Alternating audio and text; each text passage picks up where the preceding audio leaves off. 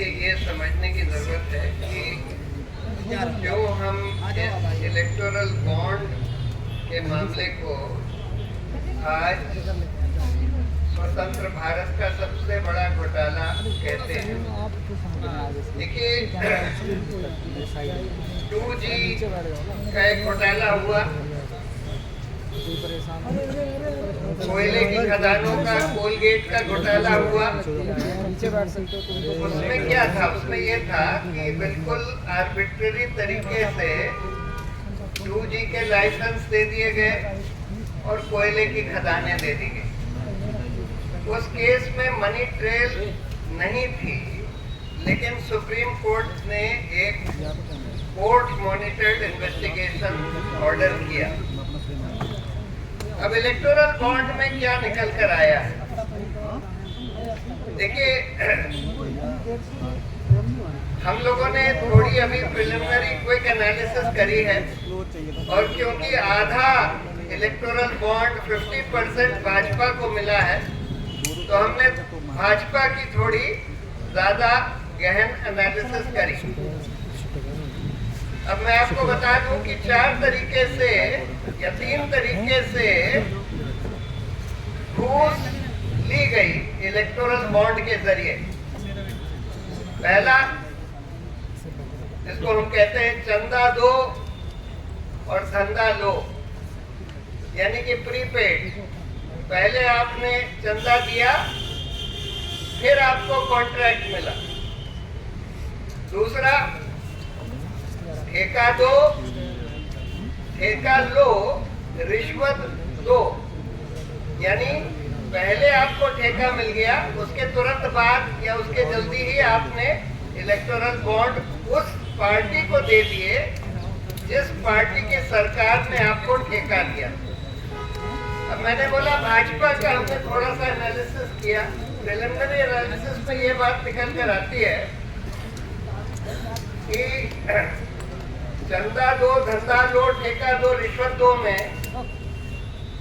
1751 करोड़ के बॉन्ड दिए गए उन कंपनियों को जिनको भाजपा की सरकारों ने ठेके दिए।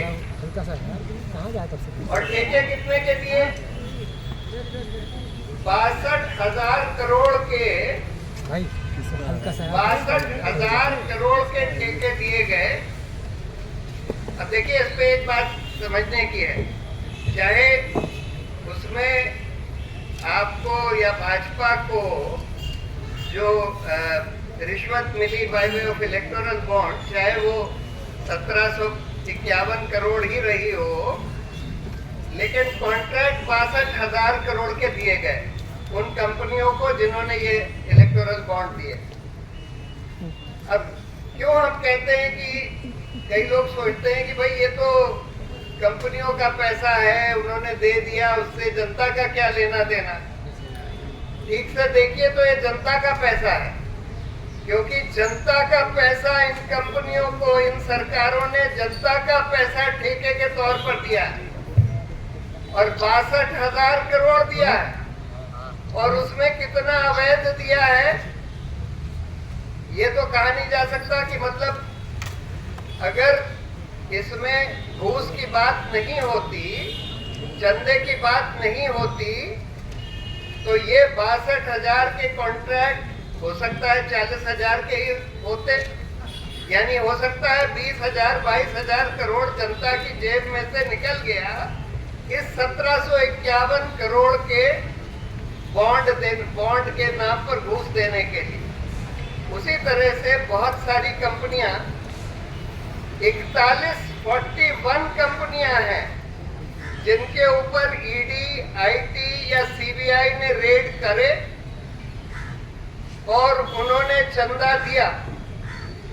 2,471 करोड़ का चंदा इन 41 ग्रुप्स ने दिया जिनके ऊपर सीबीआई, ईडी या इनकम टैक्स के रेड हुए। और ये चंदा देने के बाद उस रेड का क्या हुआ, कोई फॉलो अप किया गया कि नहीं किया गया? उनको छोड़ दिया गया। और अगर छोड़ दिया गया, जैसे कि नितिन ने बताया, वो जो फ्यूचर गेमिंग जिसने सबसे बड़ा चंदा दिया है, उनके बारे में तो सीएजी ने बता दिया था कि इन्होंने कई राज्यों को लूटा। अब उनके ऊपर ईडी ने 2023 में रेड करी, 2021 में, 2023 में इनकम टैक्स और ईडी की रेड होती है। और उन्होंने भाजपा को तुरंत 60 करोड़ का उस समय चंदा दे दिया। टोटल तो भाजपा को उन्होंने कई 100 करोड़ का चंदा दिया था। और उसके बाद अगर ये आप लोगों के छानबीन का काम है कि उसके बाद अगर ईडी और आईटी का एक्शन रुक गया, तो आप समझ लीजिए कि जनता का कितना नुकसान हुआ है। यानी कि हजारों करोड़ वो लूट रहे थे, उन्होंने उसके बाद कुछ 100 करोड़ का चंदा भाजपा को दे दिया और फिर ईडी आईटी का एक्शन सब खत्म हो गया। तो यानी देश को, जनता को, पब्लिक एक्सचेकर को कितने हजार करोड़ का नुकसान हुआ उसके वजह से। मतलब ये वसूली का जो धंधा चल रहा था, इसमें पैसे तो 2500 करोड़ मिले भाजपा को इलेक्टोरल बॉन्ड के जरिए, लेकिन इसमें कितने पैसे छोड़े गए जो जनता के पैसे थे, जो जनता के लिए वसूल होने चाहिए, उसका 5%, 2% लेकर बाकी पैसा छोड़ दिया गया। तो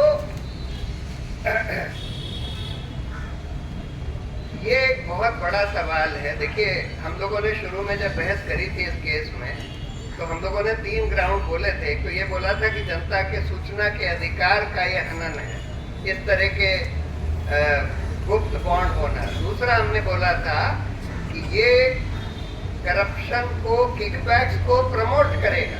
और यही बात निकली, यही बात सुप्रीम कोर्ट ने अपने जजमेंट में बोली। और अब खुलासा होने के बाद यही बात निकल कर आ रही है कि करीब करीब आधा या उससे ज्यादा, आधे से ज्यादा पैसा जो इलेक्टोरल बॉन्ड के जरिए मिला है, वो घूस के तौर पर मिला है। घूस आप ले सकते हैं ईडी का डर दिखा के, आईटी सीबीआई का डर दिखा के, या घूस आप ले सकते हैं कोई कॉन्ट्रैक्ट देकर, कोई पॉलिसी बदल कर। जैसे एक कंपनी के बारे में निकला था कि उनके फेवर में पॉलिसी बदल दी गई और उनसे इलेक्टोरल बॉन्ड ले लिए गए। तो ये तो देखिए, ये तो एक जांच का विषय है कि इस सब की जांच होनी चाहिए, क्योंकि ये इस आजाद भारत का सबसे बड़ा करप्शन स्कैम उजागर हुआ है। और इसमें बिल्कुल एक इंडिपेंडेंट जांच होनी चाहिए। और जो भी लोग इन्वॉल्व थे, इसमें कई तरह के ऑर्गेनाइजेशंस इन्वॉल्व थे, वो कंपनियां इन्वॉल्व थी जिन्होंने ये इलेक्टोरल बॉन्ड दिए और जिनको टिके मिले, या जिनके ऊपर से ईडी का हाथ खींच लिया गया, ईडी, आईटी, सीबीआई का। उसमें कौन अधिकारी इन्वॉल्व थे, उसके बाद ईडी, आईटी और सीबीआई के लोग, जो लोग इसमें शरीक हो गए इस पूरी कॉन्स्पिरेसी में, इनका इस्तेमाल करके हफ्ता वसूला जाए, मतलब ये पैसा वसूला जाए, तो वो कौन थे। और सरकार और भाजपा के कौन लोग थे जो इस पूरे 3 ये ट्राइपार्टाइट कॉन्स्पिरेसी हुई। और अगर ठेका देने की, तो उसमें सरकार के और भाजपा के कौन लोग थे और इन कंपनियों के कौन लोग थे जो उस कॉन्स्पिरेसी में, ये मतलब चंदा दो और ठेका लो वाली कॉन्स्पिरेसी में, जो कि सीधा सीधा प्रिवेंशन ऑफ करप्शन एक्ट में करप्शन होता है। तो ये चीज बाहर आनी चाहिए, इस पर पूरी तहकीकात होनी चाहिए। सवाल ये है कि तहकीकात करेगा कौन? जब इन एजेंसियों की तहकीकात होनी है तो कौन तहकीकात करेगा? ऑब्वियसली कोई इंडिपेंडेंट एसआईटी का गठन होना पड़ेगा अगर इसकी ईमानदारी से तहकीकात होनी। लेकिन अभी तो आप लोगों को, आपकी सबकी ड्यूटी है कि इसकी पूरी छानबीन करिए कि भाई इन लोगों ने कब पैसा दिया, कब इनके ऊपर ईडी की रेड हुई या आईटी की रेड हुई, कब हाथ खींच लिया गया, उसके बाद कुछ हुआ कि नहीं हुआ। अभी तो हम यही बता सकते हैं कि भाई बहुत सारी ऐसी कंपनियां हैं जिनके ऊपर ED/IT का एक्शन हुआ, उन्होंने चंदा दे दिया, उसके बाद एग्जैक्टली क्या हुआ ये आप लोग पता लगा सकते हैं। तो लास्ट बार देखिए सुप्रीम कोर्ट ने एक इंटरिम ऑर्डर दिया था 2019 में, और इसीलिए उन्होंने बोला है कि वो जो इंटरिम ऑर्डर की डेट थी 12 अप्रैल 2019, उसके बाद का ही डेटा उन्होंने ऑर्डर किया है देने के लिए। लेकिन उसके पहले के लिए सुप्रीम कोर्ट ने पार्टियों इलेक्शन कमीशन को बोला था कि तुम पार्टी से पूछो कि उनको अभी तक जो बॉन्ड मिले हैं वो किसने दिए हैं, वो उनसे पूछो। इलेक्शन कमीशन ने पूछा, और बड़ी अजीब बात है कि छोटी छोटी पार्टियों ने तो बता दिया कि हमको किसने दिए हैं इलेक्टोरल बॉन्ड, लेकिन जो बड़ी पार्टियां हैं भाजपा, कांग्रेस, टीएमसी, इन लोगों ने नहीं बताया कि किसने दिए हैं। और एक पार्टी ने तो, जेडीयू ने तो ये कह दिया कि हमारे यहाँ कोई दरवाजे के नीचे छोड़ गया था। भाजपा वगैरह ने बोल दिया कि भाई हमको पता नहीं, हम कोई रिकॉर्ड नहीं रखते। अरे आप 8,000 करोड़ इलेक्टोरल बॉन्ड का चंदा ले लेते हैं और आप कहते हैं हम कोई रिकॉर्ड नहीं रखते, हमको नहीं पता कौन दे गया। कमाल की बात है। तो कायदे से इन पार्टियों को भी ये सारा पूरा डेटा कायदे से बाहर आना चाहिए, 2019 के पहले का भी। और जैसे मैंने बोला, ये तो दिखाता ही है कि भाई हमारा जो पूरा लोकतंत्र है उसमें पैसे का कितना खेल हो गया है। ये देखिए इलेक्शन में हर कैंडिडेट के ऊपर एक लिमिट होती है, 75 लाख कितना आप खर्च कर सकते हैं। यानी अगर भाजपा 500 कैंडिडेट लगाती है, एक कोई पार्टी 500 कैंडिडेट लगाती है लोकसभा में, तो टोटल वो 400 करोड़ से कम खर्च कर सकते हैं। और यहाँ आपने देखा कि इलेक्टोरल बॉन्ड के ही जरिए सिर्फ 5-6 साल में सिर्फ एक पार्टी को, भाजपा को 8,250 करोड़ सिर्फ इलेक्टोरल बॉन्ड से मिल जाते हैं। यानी कहाँ 400 करोड़, कहाँ 8,000 करोड़। अगर आपने कोई लिमिट लगाई है कैंडिडेट्स पर और कोई लिमिट नहीं लगाई है पॉलिटिकल पार्टीज के ऊपर, तो फिर कैंडिडेट्स के ऊपर लिमिट लगाने का कोई मतलब ही नहीं है। अगर वो पार्टियां उससे 20 गुना 30 गुना ज्यादा खर्च कर सकती हैं। और जो वो कैश की बात कह रहे थे ना कि भाई हम कैश खत्म करना चाहते थे पॉलिटिकल प्रोसेस से, इस वजह से हम इलेक्टोरल बॉन्ड लाए, वो कैश तो पूरी तरह से चल रहा है। अगर कैश खत्म करना था तो उसका बड़ा सिंपल तरीका था। जब आपने डिमोनेटाइजेशन किया तो आपने बोला कि भाई हम कैशलेस इकोनॉमी बनाना चाहते हैं, यानी कि हम चाहते हैं कि लोग सिर्फ बैंक के ट्रांजैक्शन से पैसे का ट्रांजैक्शन लेन देन करें। आप ऑर्डिनरी लोगों को तो आप नहीं बात ही कर सकते कि भाई आप सिर्फ बैंक से ही लेन देन करिए, लेकिन पॉलिटिकल पार्टीज और कैंडिडेट्स को तो कर सकते थे। एक लाइन का रिप्रेजेंटेशन ऑफ पीपल एक्ट में बस अमेंडमेंट लाना था कि political parties and candidates will only take money and spend by banking channels and will not be entitled to take cash or spend in cash। अगर आप ये कर देते और अगर आपको पकड़ लिया गया कैश लेते हुए या देते हुए, तो फिर उसको करप्ट प्रैक्टिस माना जाएगा, आपको डिस्क्वालीफाई कर दिया जाएगा। इतना सा अमेंडमेंट लाना था, उससे कैश करीब करीब बंद हो जाता, लेकिन वो लाए नहीं और उल्टा इलेक्टोरल बॉन्ड ले आए, जिससे जो व्हाइट मनी भी था, जो बैंक के थ्रू भी था, वो भी सारा पैसा अवैध होकर इस तरह से घूस के थ्रू दे दिया गया।